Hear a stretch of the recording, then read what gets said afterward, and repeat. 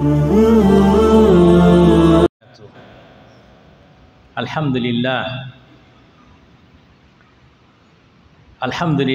রাব্বিল আলামিন ওয়াসসালাতু ওয়াসসালামু আলা আশরাফিল আমবিয়া ওয়াল মুরসালিন নবিয়িনা ওয়া সাইয়্যিদিনা মুহাম্মাদিন ওয়া আলা আলিহি ওয়া আসহাবিহি আজমাইন।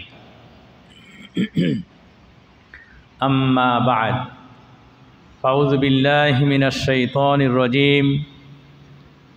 وَلَقَدْ كَرَّمْنَا بَنِي آدَمَ وَحَمَلْنَاهُمْ فِي الْبَرِّ وَالْبَحْرِ وَرَزَقْنَاهُمْ مِنَ الطَّيِّبَاتِ আল-আয়া। আল্লাহ রাব্বুল আলামিনের শুকরগুজার হচ্ছি যে তিনি মেহেরবানি করে আজকে আপনাদের সম্মুখে উপস্থিত হয়ে দিনের কিছু কথা উপস্থাপন করার জন্য সুযোগ দান করেছেন, সেজন্য বলছি আলহামদুলিল্লাহ। আমাদের প্রিয় নবী সাইয়্যিদুল মুরসালিন খাতামান নবিয়্যিন মুহাম্মদ বিন আবদুল্লাহর উপর শত কোটি দরুদ ও সালাম সাল্লাল্লাহু আলাইহি ওয়াসাল্লাম। সম্মানিত ভাইয়েরা আমার, আসলে আপনারা প্রায় সবাই অবগত আছেন, দেড় মাস দেশে থেকে আমি এখানে এসেছি। সঙ্গত কারণে মনটা খুব একটা বেশি ভালো না, তারপরেও আলহামদুলিল্লাহ প্রিয়জন আত্মীয় স্বজন সবাইকে ছেড়ে এসেছি। আলহামদুলিল্লাহ এখানে আসার পরে আবার আজকে আমাকে আমার দাওয়াতি কাজ, আমার যে দায়িত্ব, সেই দায়িত্ব পালন করার জন্য আবার মক্কার ওই সুমাইসি জেলখানা সেখানে যেতে হয়েছিল। আমি মাসে 2 বার করে যাই। সেখানে আমাদের বাংলাভাষী বাংলাদেশি ভাইদের অবস্থা দেখে অনেক সময় মন খারাপ হয়ে যায়, ভালো লাগে না। তাদের কথা শুনে অনেক কষ্ট হয়। এমনিতে আত্মীয় স্বজনকে ছেড়ে আসছি, সেই মনের কষ্ট আছেই। আবার আজকে সেখানে গিয়ে জেলখানায় গিয়ে আমাদের নিজেদের মানুষ, নিজের ভাষার মানুষ, নিজের দেশের মানুষদেরকে দেখে তাদের অবস্থা শুনে আরও খারাপ লেগেছে। এরপরে যখন আমি জোহরের পরে এখানে অফিসে পৌঁছলাম, তখন আবার আমার এক সময়ের খুব ভালো সহযোগী, আমি যখন এই অফিসে প্রথম আসি, দাওয়াতি কাজ শুরু করি, এই সময়ে যারা সঙ্গ দিয়েছেন আমার, তার মধ্যে অন্যতম ব্যক্তি, আপনারা অনেকেই তাকে চেনেন, সেই রাজশাহীর আমাদের শাহজাহান ভাই। তিনি আজকে জোহরের সময় ইন্তেকাল করেছেন। সব মিলিয়ে মনের অবস্থাটা খুব একটা বেশি ভালো না, কিন্তু আলহামদুলিল্লাহ আমরা আল কাদা ওয়াল কাদার এর প্রতি আমরা ঈমান এনেছি, বিশ্বাস স্থাপন করেছি। কাজেই আল্লাহ রাব্বুল আলামিন যে হালতে যে অবস্থায় রাখেন, আলহামদুলিল্লাহ, কি বলেন? আলহামদুলিল্লাহ। প্রিয় ভাইয়েরা আমার, আমি যে আয়াতে শরীফা আপনাদের সম্মুখে তেলাওয়াত করেছি, সেখানে আল্লাহ রাব্বুল আলামিন আমরা মানুষ, আমাদের কথা তিনি বলেছেন, ওয়ালাকাদ কাররামনা বানি আদম। আল্লাহ রাব্বুল আলামিন বলেন যে আমি আদম সন্তানকে সম্মানিত করেছি। ওয়া হামালনাহুম ফিল বাররি ওয়াল বাহর। আদম সন্তানকে আমি সাগরে স্থলে বিচরণ করার আমি সুযোগ দান করেছি। গরু, মহিষ, ছাগল, উট, ভেড়া, দুম্বা সাগরের বুকে তারা বিচরণ করতে পারে না, পারে? কিন্তু আল্লাহু আকবার, মানুষ এক দেশ থেকে অন্য দেশে যাচ্ছে, মানুষ বাসে চলে, ট্রেনে চলে, আকাশপথে বিমানে চলে, সাগর পাড়ি দিয়ে এক দেশ থেকে আরেক দেশে চলে যায়। আল্লাহু আকবার। আল্লাহ রাব্বুল আলামিন সেই শক্তি, সেই সামর্থ্য আল্লাহ রাব্বুল আলামিন বানি আদমকে দান করেছেন। এরপরে তিনি বলেন ওয়ারাযাকনাহুম মিনাত তাইয়্যিবাত, বানি আদমকে আমি আবার তাইয়্যিব ভালো ভালো খাবার রিজিক হিসেবে তাকে আমি দান করেছি। গরু ছাগলের মতো না ভাই, কুকুর শ্রীগালের মতো না, মানুষের উচ্ছিষ্ট খায়, মানুষের বমি করা জিনিস খায়, পেট থেকে বের হয়ে যাওয়া পায়খানা খায় কুকুরের মতো, এরকম না। আল্লাহ রাব্বুল আলামিন বলেন ওয়ারাযাকনাহুম মিনাত তাইয়্যিবাত, মানুষকে আমি ভালো ভালো খাদ্য রিজিক হিসেবে তাদেরকে আমি দান করেছি। আল্লাহু আকবার। ওয়া ফাদ্দালনাহুম আলা কাসীরিন মিম্মান খালাকনা তাফদীলা। আল্লাহ রাব্বুল আলামিন বলেন যে আমি এত জিনিস সৃষ্টি করেছি, আমার সৃষ্টি সকল সৃষ্টি, অনেক সৃষ্টি, আল্লাহ রাব্বুল আলামিনের সৃষ্টি অনেক, অগণিত অসংখ্য। আল্লাহ রাব্বুল আলামিনের সৃষ্টির সংখ্যা কত এটা কোরআন এবং হাদিসে বর্ণিত হয় নাই। কিন্তু মানুষ যেটা বলে আশরাফ কিন্তু জানো 18,000 মাখলুকাত, এগুলো কথা সহি না, বিশুদ্ধ নয়। যা হোক, এত মাখলুকাতের মধ্যেই আল্লাহ রাব্বুল আলামিন বলেন যে আমি যা কিছু সৃষ্টি করেছি তাদের মধ্যে মানুষকে আমি আলাদা একটা ফজিলত দান করেছি। আল্লাহু আকবার, আল্লাহু আকবার। তাহলে মানুষের এই সম্মান কার পক্ষ থেকে দেয়া? আল্লাহ রাব্বুল আলামিনের পক্ষ থেকে দেয়া। প্রিয় ভাইয়েরা আমার, এই মানুষের সম্মান মানুষকে রক্ষা করতে হবে, মানুষকে রক্ষা করতে হবে না? আপনার আমার সম্মান আমরা যদি রক্ষা না করি, আপনি যদি রক্ষা না করেন, তাহলে আপনার আমার এই সম্মান কে রক্ষা করবে?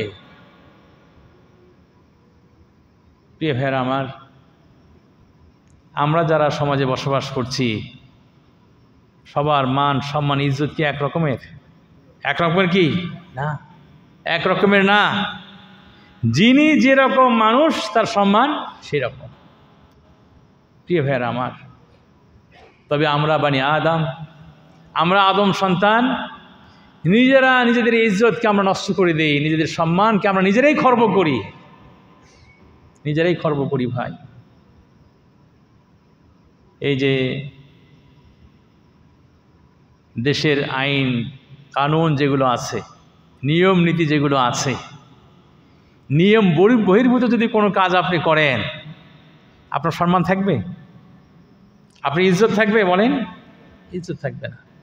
আমরা মুসলিম, আল্লাহ রাব্বুল আলামিন তিনি আমাদের জন্য করে নিয়ম দিয়েছেন, আমাদের জন্য কিছু হালাল করে দিয়েছেন, কিছু হারাম করে দিয়েছেন। ইন্নাল হালালা বাইয়িন, নিশ্চয় হালাল যে জিনিস সেটা পরিষ্কার, ওয়াল হারাম বাইয়িন, যেটা হারাম সেটাও পরিষ্কার, একেবারে পরিষ্কার। মুসলিম ব্যক্তি পৃথিবীতে কি এরকম খুঁজে পাওয়া যাবে যে মুসলিম ব্যক্তি জানে না যে মদ খাওয়া হারাম? এরকম হয় না, এরকম আছে কি? এরকম নাই। মুসলিম যদি হয় সে ব্যক্তি জানে মদ খাওয়া কি হারাম, মুসলিম যদি হয় সে ব্যক্তি জানে জিনা করা হারাম, মুসলিম যদি হয় তাহলে সে ব্যক্তি জানে অন্যায়ভাবে মানুষকে হত্যা করা হারাম।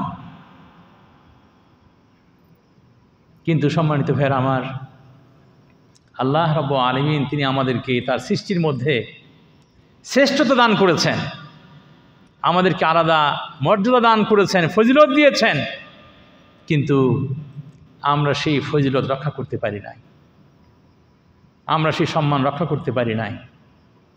দৈনিক পত্রিকার খবর, টিভিতে আসা খবর, সৌদি আরবে আমাদের বাংলাভাষীদের অপরাধ প্রবণতা বৃদ্ধি পাচ্ছে, তাই কি না? জি আমার সম্মানিত ভাইয়েরা, আল্লাহ আল্লাহ মাফ করেন, এদিকে আপনার দেশের অবস্থা পেয়েছেন আপনি, যে ওখানে আপনি মার্ডার করলেন, বাস আপনাকে ধরার কেউ নাই, খুন করলেন মাপ পেয়ে যাবেন, জামিনে আপনার মুক্তি হয়ে যাবে। বিষয়টি কি এরকম? সৌদি আরবে এরকম না ভাইয়েরা।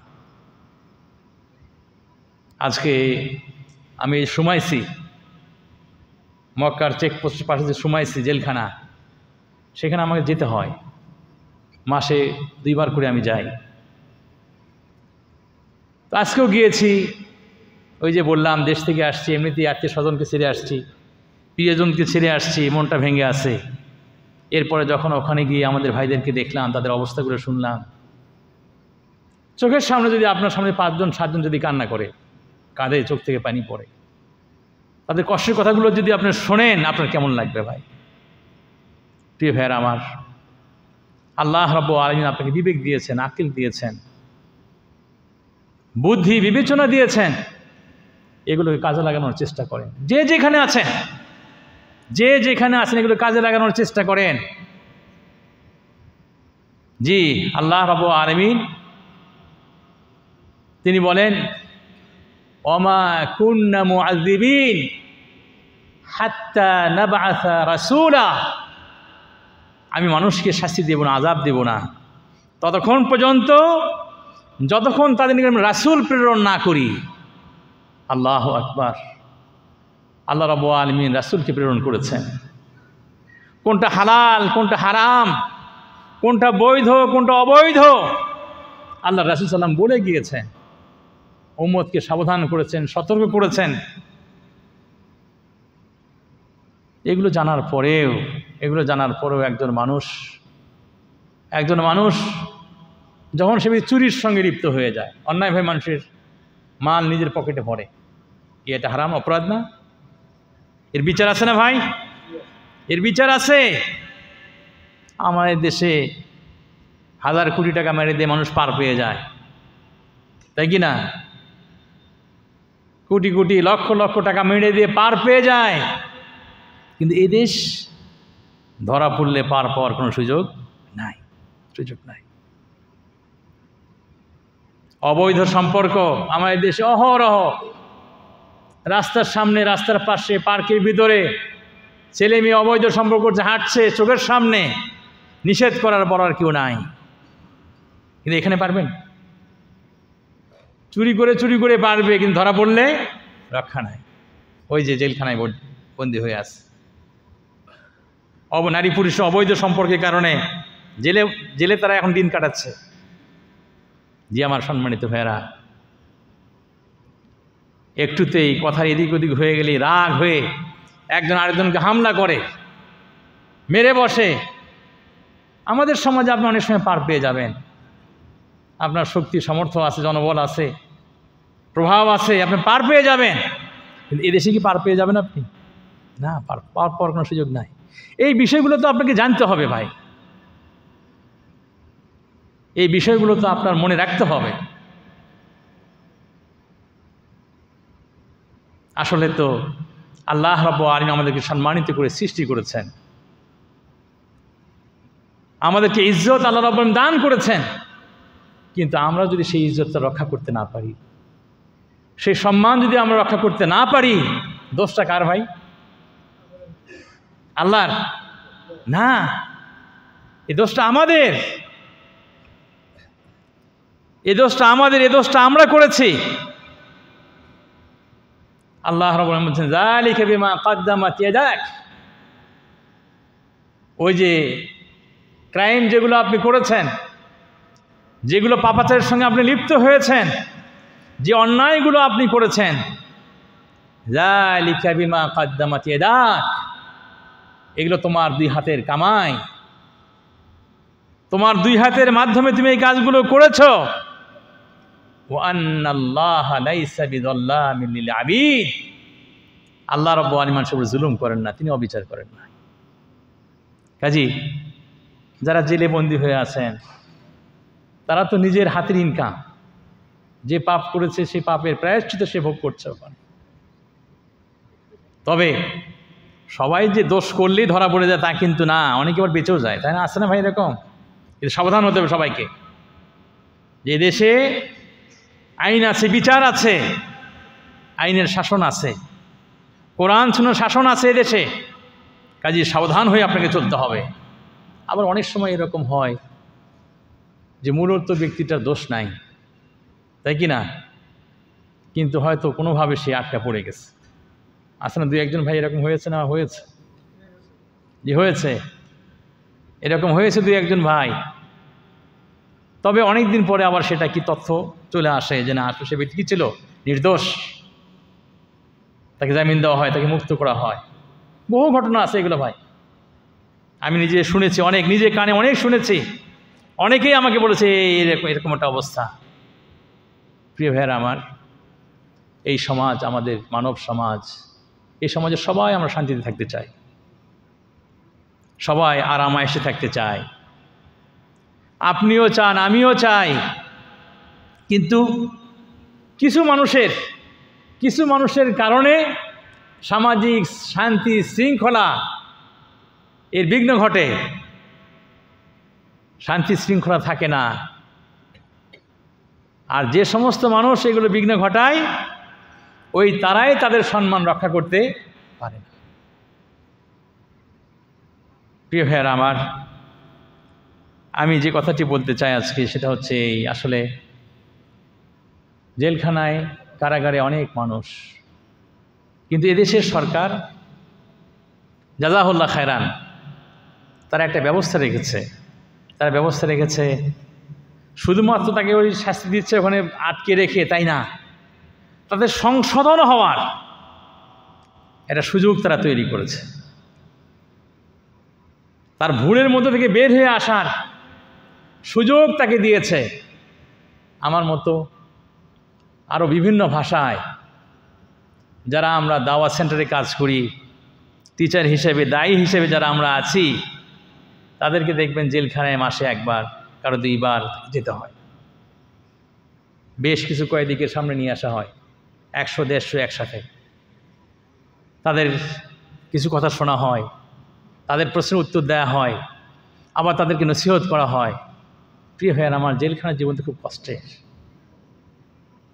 জেলখানার জীবনটা কি কষ্টের না?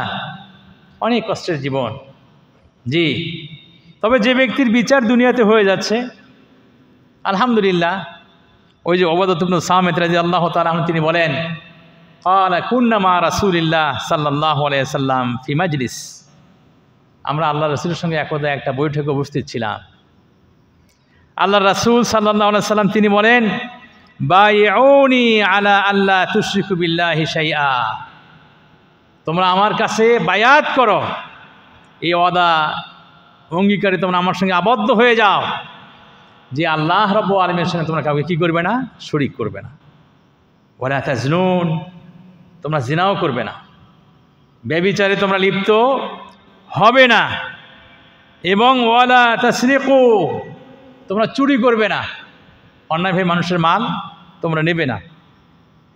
ওয়ালা তাকতুলুন নাফসাল্লাতী হারামাল্লাহু ইল্লা বিল হক, অন্যায়ভাবে কোনো ব্যক্তিকে তুমি হত্যা করবে না।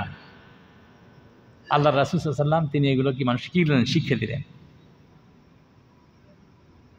ওই যে আল্লাহ রাব্বুল বলছেন, ওমা কুন্না মুআযিবিন হাত্তা নাবআসা রাসূলা, কোনো জাতিকে আল্লাহ রাব্বুল আলামিন আযাব দিবেন না, শাস্তি দিবেন না ততক্ষণ পর্যন্ত যতক্ষণ তাদের রাসূল না প্রেরণ করা হয়। রাসূল আসছেন, রাসূল সেইগুলো কথা মানুষকে বললেন যে এই কাজগুলো করা যাবে না। এরপরে আল্লাহ রাসূল সাল্লাল্লাহু আলাইহি সাল্লাম তিনি বলেন যে ব্যক্তি এগুলো মেনে চলবে সে ব্যক্তি ফাআজরুহু আলাল্লাহ, সে ব্যক্তি আল্লাহর নিকটে আজর সওয়াব, তার বিনিময় সে ব্যক্তি পেয়ে যাবে।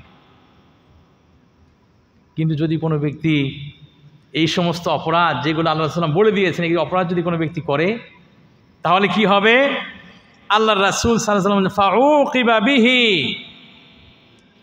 যে তাকে শাস্তি দেওয়া হবে, দুনিয়াতে শাস্তি দেওয়া হবে, আর দুনিয়ার এই শাস্তি তার জন্য কাফারা, ওই গুনাহগুলো কি হয়ে যায়, তার মিটে যাবে। হ্যাঁ, যদি কোনো ব্যক্তির দুনিয়াতে শাস্তি না হয় তাহলে তার কি হবে? আল্লাহ রাসূল সাল্লাম বলে, আল্লাহ রাসূল বলেন, যালিকা ফাসাতারাহুল্লাহু আলাইহি, যে ব্যক্তিকে আল্লাহ ঢেকে দিয়েছেন, কেউ জানতে পারে নাই, সরকারের কাছে যায় না এই বিষয়টা, তার জেল জরিমানা হয় নাই, আল্লাহর রাসূল সাল্লাল্লাহু আলাইহি সাল্লাম বলেন ফাআমরুহু ইলাল্লাহ, তার বিষয়টা আল্লাহর নিকটে, ইনশাআ আফা আনহু ওয়া ইনশাআ আযাবা, আল্লাহ চাইলে কাল কিয়ামতে মাফ করে দিতে পারেন, অথবা আল্লাহ রাব্বুল চাইলে তাকে কি দিবেন, শাস্তি দেবেন। প্রিয় ভাইয়েরা আমার, তাহলে আল্লাহ রাসূল সাল্লাল্লাহু আলাইহি ওয়াসাল্লাম এগুলো কিন্তু বলে দিয়েছেন আমাদের কাছে। এই জিনিসগুলো পরিষ্কার, হালাল পরিষ্কার, হারামও পরিষ্কার। কাজেই হারাম কাজের সঙ্গে কোনোভাবেই জড়িত হওয়া যাবে না। কিন্তু শয়তান আমাদেরকে চায় সবসময়ই যাতে করে হারাম কাজের সাথে আমরা জড়িত হয়ে যাই। প্রিয় ভাইয়ের আমার, একসঙ্গে আমরা এখানে থাকি, একসঙ্গে আমরা এখানে থাকি। আমি তো সবসময় আমি মানুষকে বলি, ভাইয়ের আমার, একসঙ্গে মিলেমিশে থাকেন, দ্বীনে ইসলামের হুকুম আহকামগুলো মেনে চলেন। জি, আপনি নিজের ভিলের মধ্যে থাকলেন, সেখানেও দ্বীনে ইসলামের হুকুম আহকাম মেনে চলেন। কোম্পানিতে কাজে গেলেন, সেখানেও হুকুম আহকাম মেনে চলেন। এমনকি যারা জেলে আছে, জেলের ভাইরা অনেকেই বলতেছিলেন যে শেখ এই কথাগুলো আমাদের রেকর্ড করে দিয়ে যান। আমি বললাম আমার এটা অনুমতি নাই, যেটা অনুমতি নাই সেটা আমি করতে পারবো না। সবখানে ক্যামেরা ফিট করে দেওয়া আছে। বলুন, মাঝে মাঝে কথাগুলো শুনলে আমাদের ভালো লাগতো। আমি বললাম যে ভাই, কথাগুলো মনে রাখার চেষ্টা করুন, খুব বেশি কথা বলে যাচ্ছি তা তো না। প্রথম বিষয় হচ্ছে, আপনি যেখানেই থাকেন, নিজের বাড়িতে থাকেন, নিজের দেশে থাকেন, ভিন্ন দেশে প্রবাসে থাকেন, বা জেলখানায় থাকেন, আল্লাহ রাব্বুল আলামিন ইবাদতের মধ্যে নিজেকে মাশগুল রাখেন, ব্যস্ত রাখেন। নিজের মনের প্রশান্তি পেয়ে যাবেন, শান্তি পেয়ে যাবেন। আল্লাহ রাব্বুল আলামিন বলেন, ওয়ামান আ'রাদা আন যিকরি ফাইন্না লাহু মাঈশাতান দানকা। নিজের বাড়িতে, নিজের প্রাসাদে, নিজে অট্টালিকা তৈরি করেছেন, সেখানেও যদি আপনি থাকেন, আল্লাহর ইবাদত থেকে যদি আপনি বিমুখ হয়ে যান, আল্লাহর বন্দেগী যদি আপনি ঠিকমতো না করেন, আল্লাহ রাব্বুল আলামিন বলেন, আমি আল্লাহ তার জন্য জীবন দিব, সে মাঈশাতান দানকা, সংকটাপূর্ণ জীবনযাপন সে ব্যক্তি করবে। শান্তি নাই, অন্তরের মধ্যে কোনো আনন্দ সে ব্যক্তি পাবে না, ভালো লাগা থাকবে না, সব সময় একটা সমস্যার মধ্যে সে ব্যক্তি থাকবেই। সমস্যা থেকে সে ব্যক্তি বের হতে পারবে না। কাজেই যে যেখানে আছেন, যে যেখানে থাকবেন, আল্লাহ রাব্বুল আলামিন ইবাদত থেকে বিমুখ হবেন না, খবরদার। নিজেকে আল্লাহর ইবাদতের মধ্যে রাখবেন। এই দেশের সরকার দেখেন, মানুষকে নসিহা করার জন্য যেমন দাওয়া সেন্টারগুলোর ব্যবস্থা করে দিয়েছে, জেলখানা যারা আবদ্ধ আছে তাদেরকে দ্বীনের কথা শোনানোর জন্য সে ব্যবস্থা রেখেছে তারা। আল্লাহু আকবার। এই জন্য শুধুমাত্র ওটা কারাগার না, এখানে তো আমাদের ইন্ডাস্ট্রিয়াল সিটিতে অনেক মানুষ, সবাইকে আমাদের এখানে আসছে আজকে না, অনেক মানুষ আছেন হেলায় খেলায় বাইরে বসে আছেন, আড্ডা দিচ্ছেন।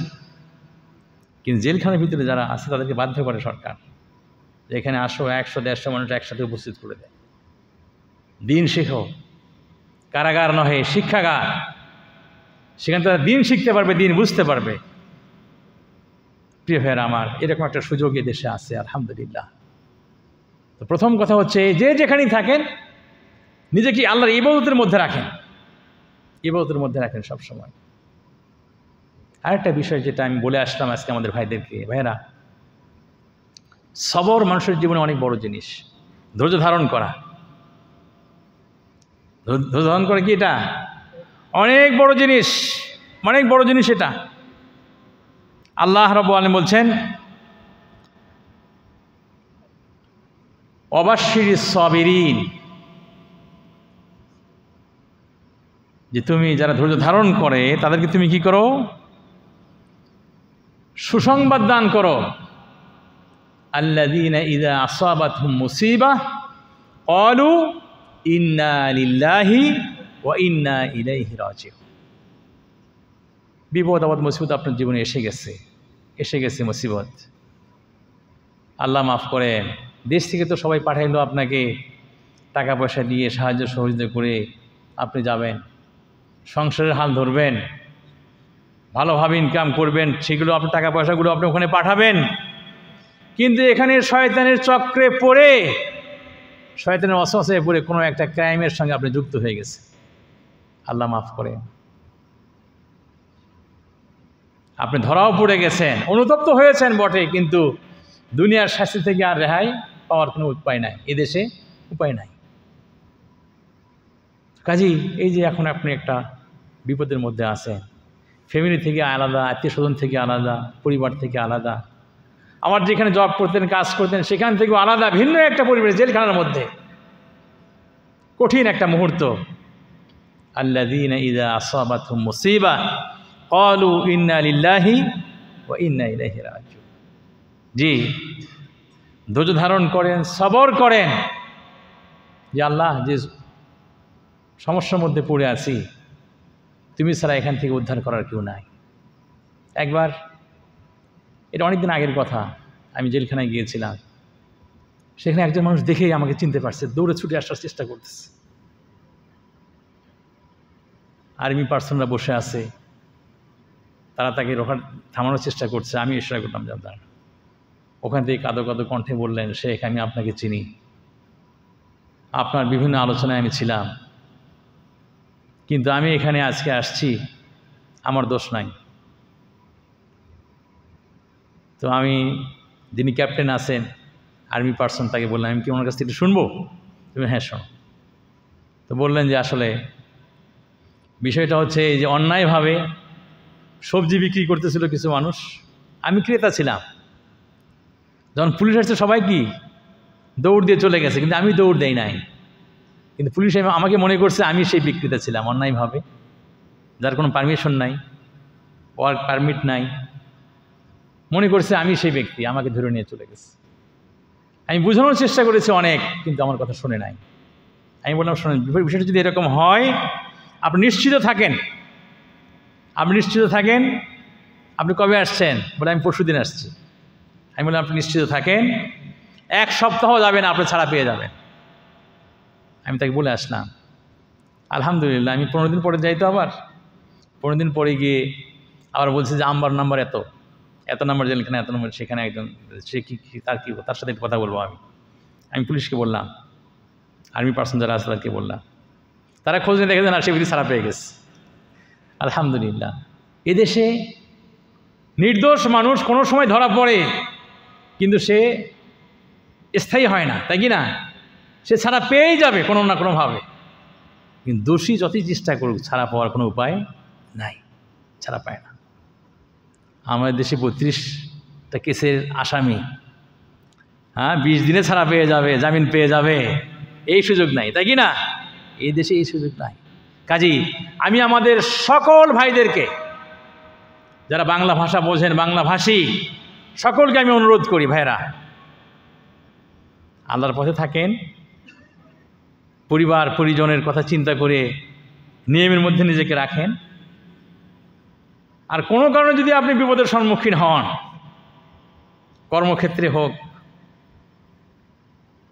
রুমে থাকার ক্ষেত্রে হোক, অসুস্থতার কারণে হোক, জেলখানার মধ্যে হোক, সবর করতে হবে। কি করতে হবে?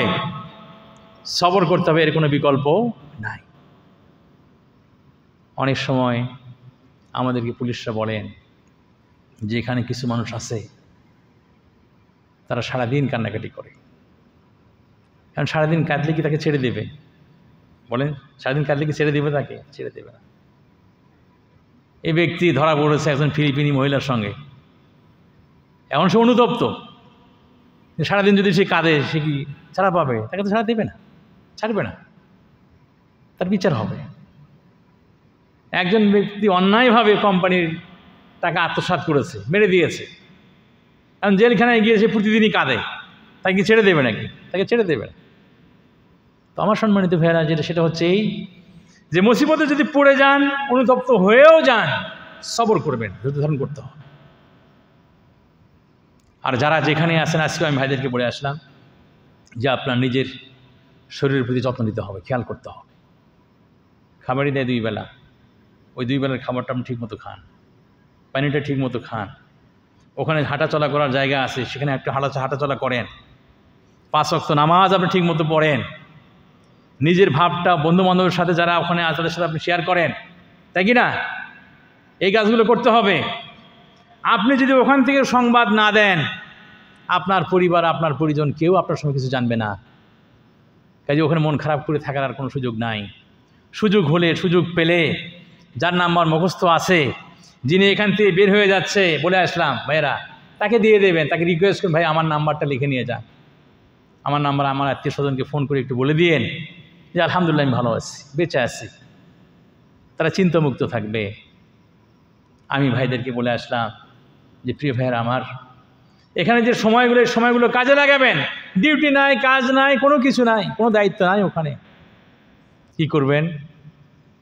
আমি বললাম যে আপনাদের মধ্যে অনেকেই আছে কোরআন মাজিদ পড়তে পারে না ভাই? কোরআন মাজিদ অনেকেই পড়তে পারে, অনেকেই দোয়া দরুদ জানে আলহামদুলিল্লাহ। আবার পাশের জন কিছুই জানে না। আল্লাহু আকবার। সৌদি আরবের নিয়ম আছে ভাই, সৌদি আরবের নিয়ম ওই যে ওদের মধ্যে আবার যারা জেলখানায় যারা কয়েদি থাকে তাদের মধ্যে আবার প্রতিযোগিতা হয়, জানেন? প্রতিযোগিতা কি?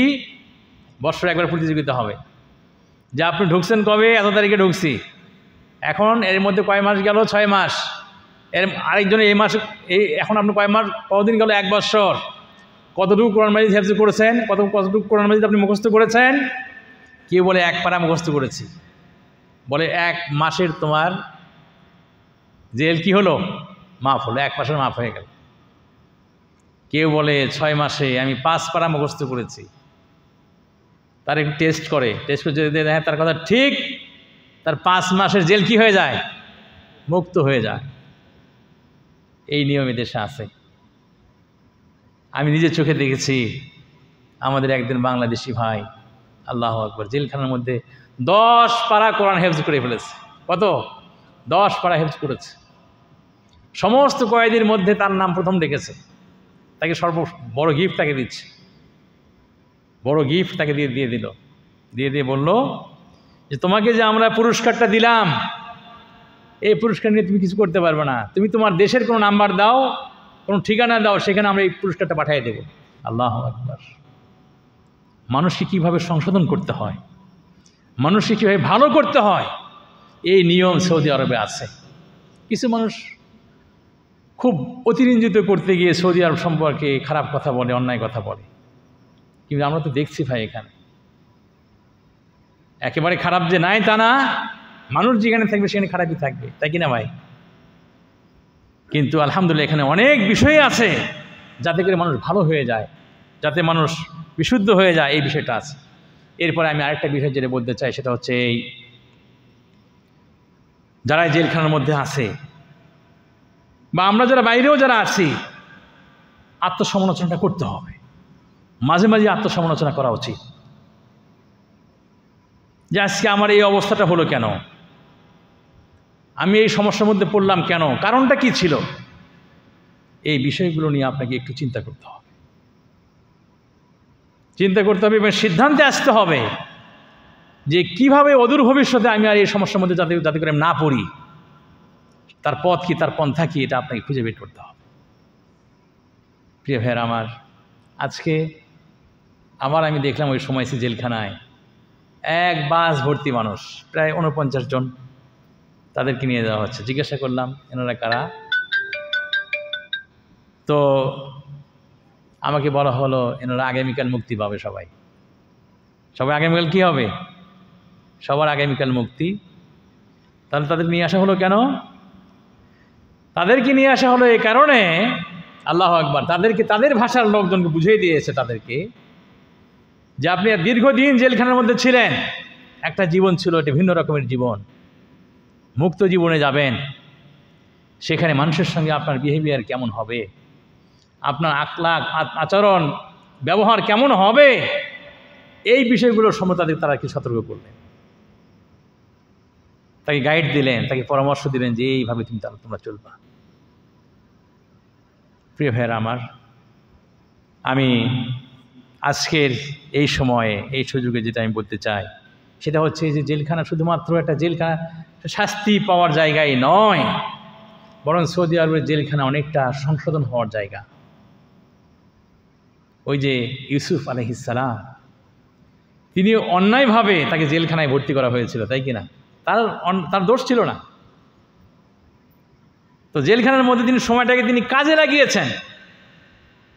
আমি আজকেও আমাদের ভাইদেরকে বলে এসেছি, অনেকেই হাত উঠিয়েছেন, বলছেন যে আমরা কোরআন মাজিদ ভালো করে পড়তে পারি, জানি। আমি আলহামদুলিল্লাহ, যারা হাত উঠেন তাদের সঙ্গে মাত্র 10-12 জন, যারা হাত উঠান নাই তাদের সঙ্গে 100-র বেশি। এই 10-12 জন ভাই কি ইচ্ছে করলে পারবেন না? যেহেতু একই আম্বরে থাকেন, একই জায়গাতে, একই ইতে থাকেন আপনারা, 10-12 জন যদি চেষ্টা করেন সবাই কি কোরআন মাজিদ শিখাতে পারবেন না? হ্যাঁ সম্ভব। তারা বলতে হ্যাঁ সম্ভব। আমি বললাম ভাই আপনাদের তো কোনো কাজ নেই, কোরআন মাজিদ পড়তে জানেন না, আপনারা মেহরবানি করে 10 জন করে ভাগ হয়ে যাবেন, একজনের কাছে পড়বেন, শিখবেন। যেটা বাইরে থাকার সময় হয়নি, সম্ভব হয় নাই, সেই কাজটা এখানে হয়ে যাবে। ইউসুফ আলাইহিস সালাম তিনি বলেছিলেন, ওই জেলখানে তাদের সাথে যারা থাকে তাদের বলেছিলেন, আরবাবু মুতাফাররিকুনা খায়র আমিল্লাহুল ওয়াহিদুল কাহ্হার। তিনি ওই মুশরিক যে সমস্ত মানুষ ছিল তাদেরকে বলেছিলেন যে এই যে তোমরা ভিন্ন ভিন্ন দেবদেবীর পূজা করো এটা উত্তম, নাকি পরাক্রমশীল এক আল্লাহ তার ইবাদত করা উত্তম? আল্লাহু আকবার। প্রিয় ভাইয়েরা আমার, ইউসুফ আলাইহিস সালাম দাওয়াতি কাজ করেছিলেন। কাজী আজকেও যারা প্রবাস জীবনে আমরা আছি, যে যেখানে আছি, আপনার সেক্টরে, আপনার কোম্পানিতে, আপনার রুমে, আপনার ভিলায়, আপনার কাজের ক্ষেত্রে, যে যেখানে আছে, জেলখানার মধ্যে যারা আছেন, তাদের জন্য এই কথাটা ভাই, যে সুযোগ পেলেই দাওয়াতি কাজ করেন, কোরআন নিজে জানেন, অন্যকে জানান। খায়রুকুম মান তাআল্লামাল কুরআনা ওয়া আল্লামা। আল্লাহ রাসূল সাল্লাল্লাহু আলাইহি ওয়াসাল্লাম বলেন, তোমাদের মধ্যে উত্তম সেই যে নিজে কোরআন জানে এবং অপরকে শিক্ষা দেয়, নিজে শেখে এবং অপরকে শিক্ষা দেয়। কাজেই আপনি উত্তম মানুষ। আল্লাহ রাব্বুল আলামিন আপনাদের আমাদের সকলকে এই বিষয়গুলো ভালোভাবে অনুধাবন করা তৌফিক দান করেন। প্রিয় ভাইয়েরা আমার, সবখানে আমাদের রাগ বেশি, সবখানে আমাদের রাগ বেশি। কথা 2 থেকে 3 আর বলতে যায় না, 2টোর পরেই হাত